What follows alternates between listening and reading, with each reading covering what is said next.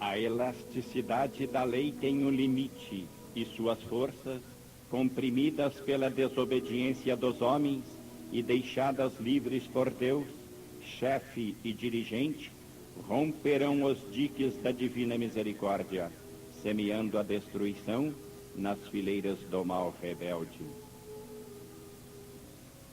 É a hora do juízo e da justiça. Deus, esquecido e negado, reaparece terrível sobre os horizontes da história e manifesta-se em ação. Sua paciência e sua misericórdia, embora possam parecer ilimitadas, não podem ser traídas indefinidamente.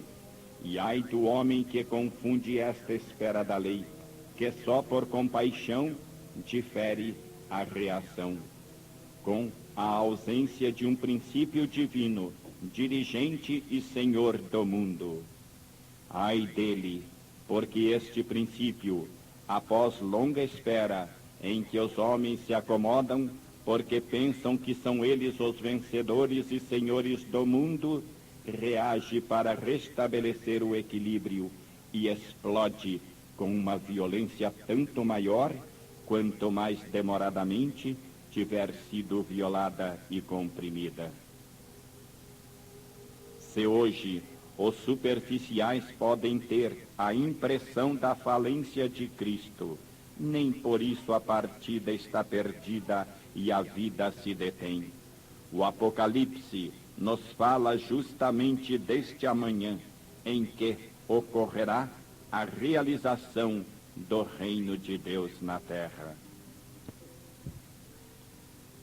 Se o Evangelho tem fins didáticos e se pelo caminho do amor quer ensinar aos homens a viver, propondo o próprio Cristo como exemplo vivo e modelo para alcançar o reino de Deus, o Apocalipse traça a história da realização desse reino, fazendo ressaltar pelo caminho das ameaças a inflexibilidade final da justiça de Deus, mostrando-nos Cristo também em seu aspecto de poder e triunfo.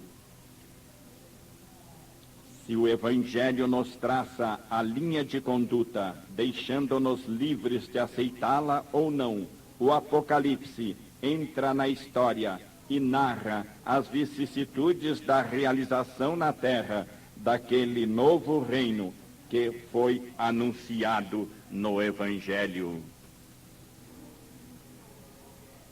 A linguagem do Apocalipse se transmuda de amorável como a do Evangelho, em trágica e violenta, porque exprime uma força que se ergue como espada flamejante para derrotar definitivamente o furibundo assalto das forças do mal.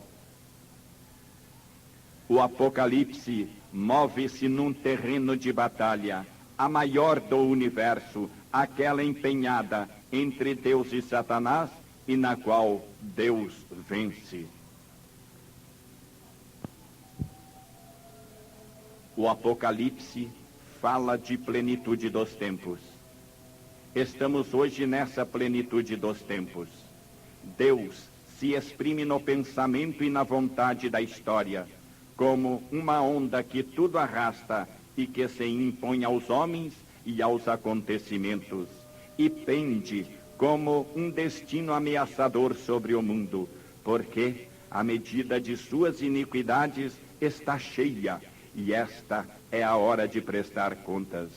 Vivemos em tempos apocalípticos, em que a lei deve cumprir-se. Por muitos séculos esperou Cristo a realização de seu Evangelho. O reino de Deus tem de chegar, custe o que custar. Não é concedido ao homem o poder de tornar vã a vinda de Cristo sobre a terra. O drama do Apocalipse é nosso, deste nosso tempo. As forças do mal chegaram até diante do trono de Deus e, orgulhosas disso, seguras de vencê-lo, lançam o último ataque contra ele mesmo. O olho de Deus, sempre aberto, observa e ainda espera. Mas a hora de sua cobrança está próxima, porque chegamos à madureza do tempo e o Deus invisível se prepara para seu triunfo. Ele é o centro de tudo e, no meio da grande batalha, tem em mão o cetro de comando, para que o bem vença e os bons triunfem. Achamos hoje no Apocalipse uma tremenda ameaça para os maus e uma grande promessa para os bons. O fim do mal significa também o fim da dor, e outra saída não pode haver no extremo da caminhada. Relegar Satanás e os maus no inferno eterno não é ato digno de Deus, já que não podemos admitir que sua criação possa ter, nem mesmo apenas em parte, um fim tão desgraçado. Saibam os bons, para seu conforto e esperança, que quando tudo tiver sido feito para salvar os maus, estes, livres por sua própria natureza, se quiserem ainda permanecer rebeldes, serão destruídos. Este é o aviso que o Apocalipse traz para os maus. Isto tem a função de confortar os bons para que tenham coragem e perseverem, e de avisar aos maus para que se invertam a rota. Confortem-se, pois, os bons, porque, se hoje vivemos nos duros tempos apocalípticos, eles têm consigo este grande livro, hoje, como nunca, atual, que os sustentará nas provas, com a visão das grandes metas que devem ser alcançadas, e constitui uma maravilha da ordem que tudo rege, que o mesmo cataclismo, enviado por Deus à terra, possa servir para sanar e reorganizar tudo, ou seja, como agente de depuração do mundo, dos maus que assim são eliminados do terreno que eles infectavam, e ao mesmo tempo como uma prova para a maior purificação dos bons, para que mais cedo e melhor possam eles tornar-se aptos a ascender aos planos mais felizes da vida. Os bons, portanto, nada têm que temer dos tremendos presságios do Apocalipse, porque estes não lhes dizem respeito, mas só aos maus. Um grande batismo de dores é necessário para que a humanidade torne a achar o equilíbrio que livremente violou. Depois, a humanidade purificada, mais leve, mais selecionada, por ter perdido seus piores elementos, agrupar-se-á em torno dos desconhecidos, que hoje sofrem e semeiam em silêncio, e recomeçará, renovada, o caminho ascensional. Começará uma nova era, em que dominará o espírito, e não mais a matéria, que estará reduzida à escravidão. Se, na penetração do Evangelho na vida, pouco se fez em 2000 anos, ele continua, entretanto, a amadurecer nas almas, continua a sua obra de elaboração interior, para que o mundo ressurja na aurora do terceiro milênio, tal como Cristo ressurgiu na aurora do terceiro dia. Mas esta vitória dos seguidores, nos quais se personifica o pensamento de Cristo na terra, não é pacífica.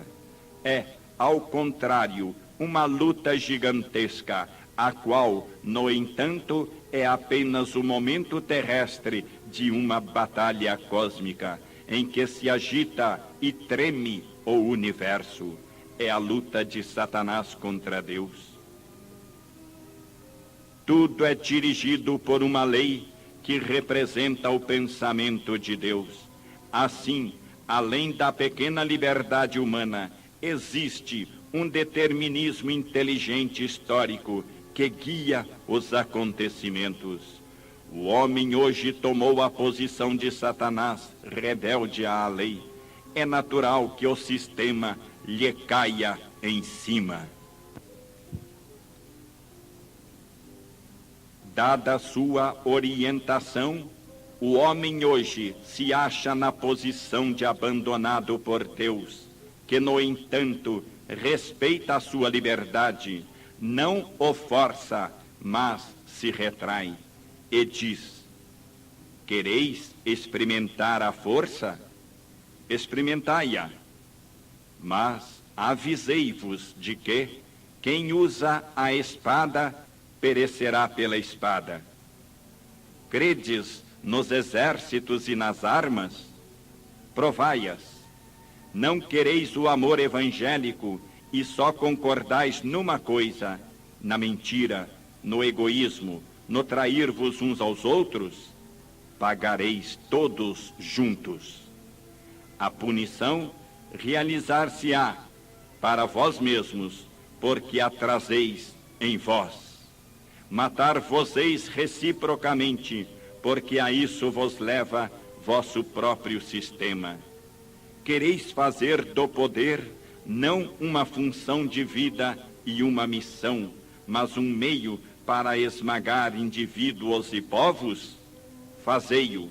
Experimentai, experimentai, sois livres, assim vos massacrareis todos, mas, já que não sabeis aprender de outro modo, e é preciso aprender, ireis à dura escola que vós escolhestes.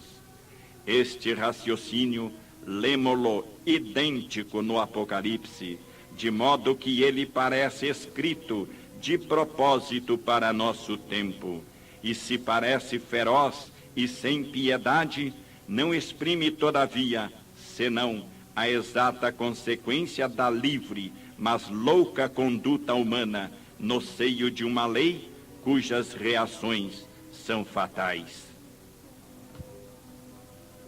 Estamos agora no termo do período experimental da lei, momento em que Deus já esperou bastante. As experiências humanas fazem-se cada vez mais e agora desastrosas demais, para que não seja preciso uma intervenção superior para detê-las. O limite da elasticidade da lei está quase sendo superado. Quebram-se suas colunas protetoras e o sistema, como já ocorreu no princípio com a revolta de Satanás. Desaba sobre os rebeldes, que só sobram no caos, por eles mesmos gerado, na ordem de Deus.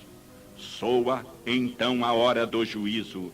Fazem-se as contas para que cada um tenha segundo suas obras e merecimentos. A esperada realização do Evangelho na terra não deve ser frustrada por mais tempo. A perversidade e a malícia humanas não podem mais ter, por longo espaço, o poder de tornar quase inútil a vinda de Cristo à terra. A Igreja desempenhou sua missão de conservar sua preciosa bagagem, arrastando-a após si através da tenebrosa época dos 2 milênios. Hoje é mister realizar, no terceiro milênio, tal como Cristo no terceiro dia, é preciso ressurgir. Não basta a exceção dos santos. O Evangelho deve apossar-se, a penetrar a vida do homem, tem que inserir-se nas instituições sociais. Tudo nos diz que estamos na plenitude dos tempos. Já foram feitos bastantes anúncios e avisos. Estamos justamente nas pausas ou entreatos que agora estudamos no Apocalipse e que pretendem o desencadear-se da tempestade.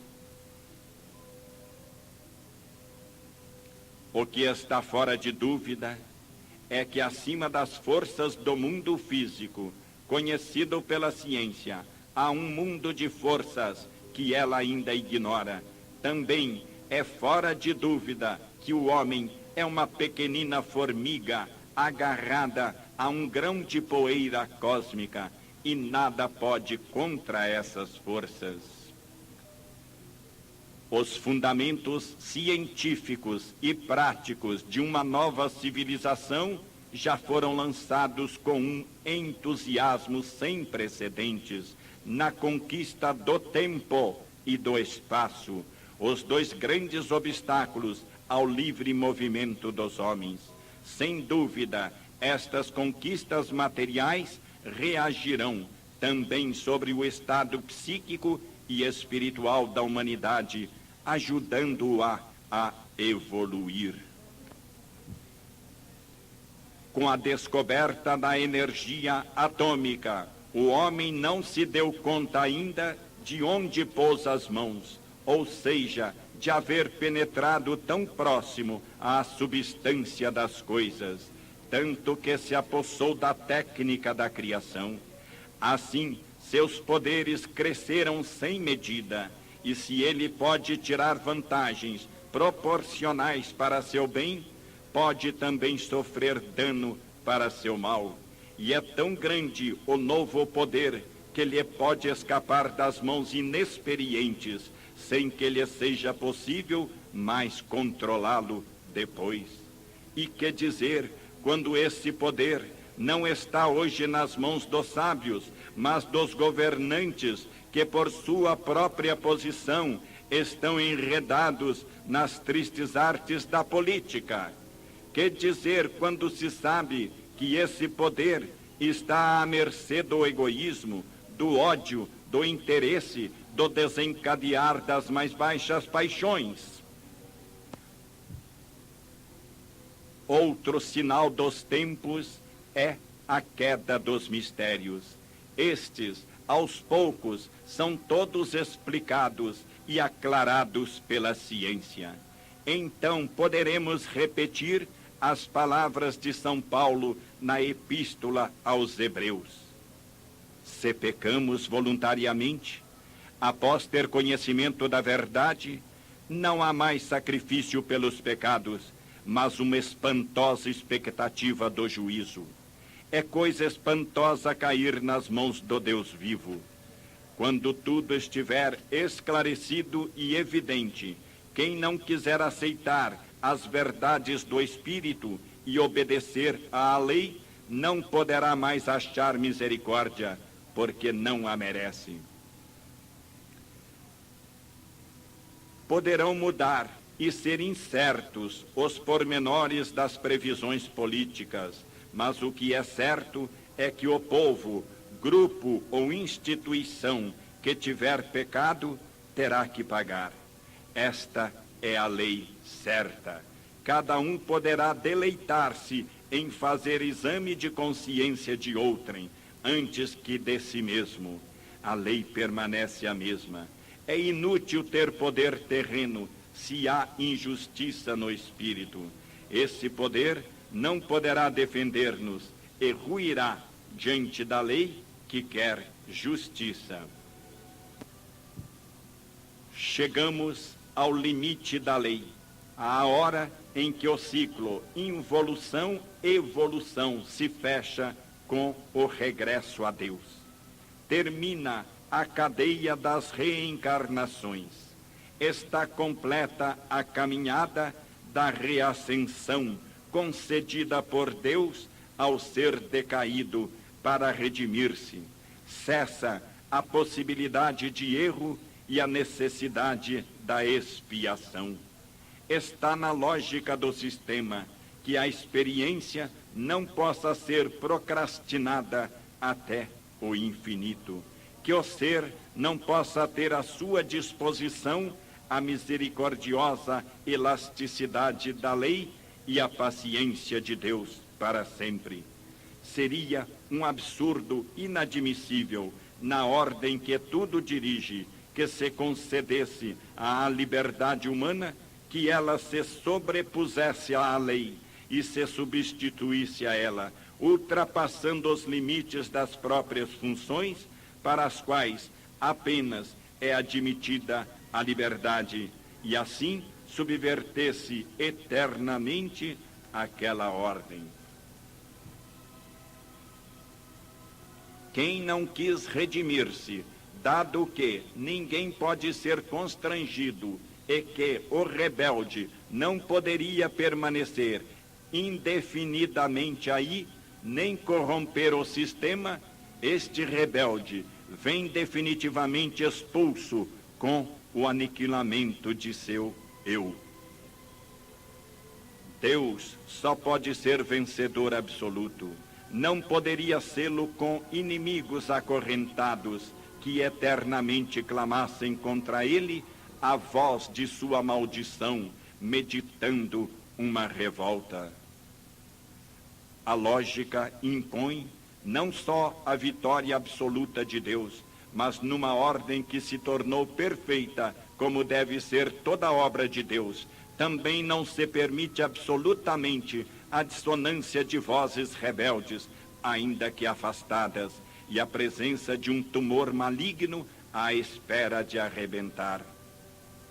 Não sabemos explicar-nos essa concepção da sobrevivência do mal em forma de prisão, senão como uma projeção antropomórfica, como um produto da psicologia humana, transportada para um mundo a que ela não pode chegar, isto é, do relativo ao absoluto. Dado que a vitória de Deus é absoluta, no fim, o inimigo não deve existir mais. A única existência dele, mesmo acorrentado, seria uma sobrevivência perturbadora, de desordem e até, por menor que fosse, uma vitória mínima, um testemunho de revolta, ainda que latente. Seria uma coexistência de vontade de negação no sistema positivo, uma prova de imperfeição, isto é, de obra incompleta.